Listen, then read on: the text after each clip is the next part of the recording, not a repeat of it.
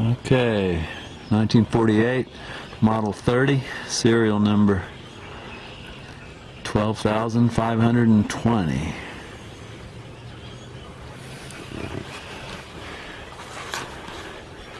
I guess it's painted up as a co-op. Ran when parked, but kind of had a lope or a miss. So I don't know if it's maybe a broken valve spring. This is the one that had the Wagner loader on it. And it was hard to steer, but everything worked. And then after sitting here a while, something let go in the front. And it popped the steering box up. So I don't know if something down there let loose from all the weight or if water got in and froze.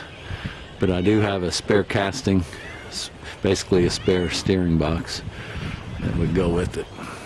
Kind of got oversized tires on it. Zenith carburetor. I guess no hydraulics. Well, yeah, it does. It does. I've taken them off, but it, of course, had the hydraulics for the Wagner loader. So actually, I sold this to a guy when I took the loader off, and he never came to pick it up. So I kind of think that he would be more than willing to let it go for basically what he's got in it. Okay, sorry about the shake here. I'm walking around some stuff. All right, so like I said, probably paint it up as a co-op. Oh, there you go.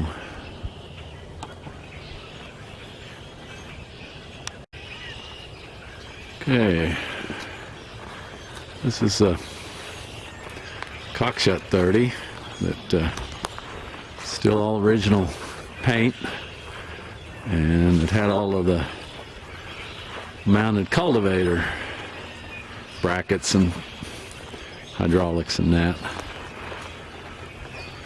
Probably got a carburetor for it somewhere too. One of the brackets got a little tweaked, but I think the best thing about this is the original paint. There's this hydraulics, the cylinder. Probably a stuck engine by now, and of course it looks like the starter's missing. And I think the guy that had it before me sold good wheels and tires off the back and kept the tractor. So these rims are pretty rough. I do have one single rear rim that's a drop center, but I don't have the match to it.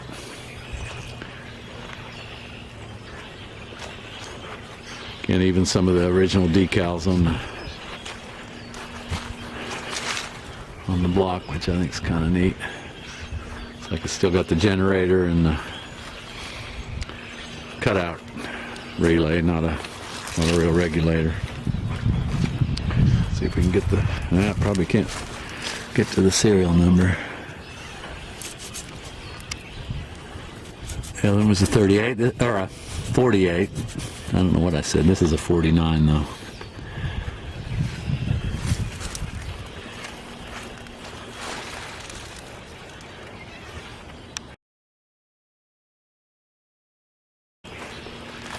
Next is basically an engine in the front frame. And this ran real good when parked. It had a perfect radiator, which I put on mine, but this one doesn't look too bad either. I think some of the tubes got blocked off, but it's certainly functional. Still got the carb. And of course been repainted. This was actually mounted to this old sprayer frame for a 4H large engine project. So the 4-H kids got to tear the engine down, put it together, it ran great. and I was a leader at the time, and I had donated the engine, but no one carried on with that project, at least with this engine. So it's been sitting a long time. They'd come off the sprayer frame, of course. Also got 4 sets of wheel weights, but probably more importantly is a front end that would go on that tractor that has the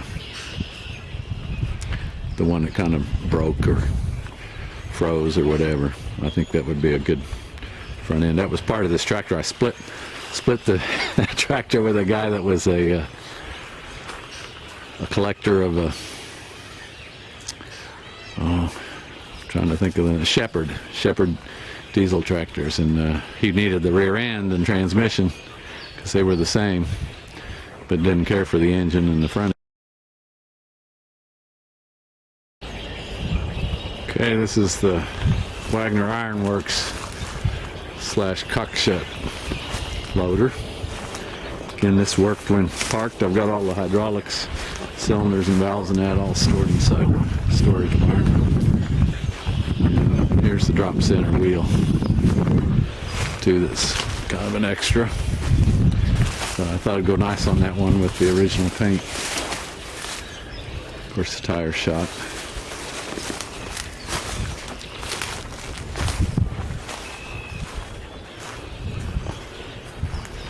Got all the mounting brackets and that for the loader. I actually mounted this forklift mast on the back of my working Cockshutt, a 56, but it was pretty heavy. I learned how to weld heavy caged metal, but not a very practical device. I use a boom pole now. It does about everything I need.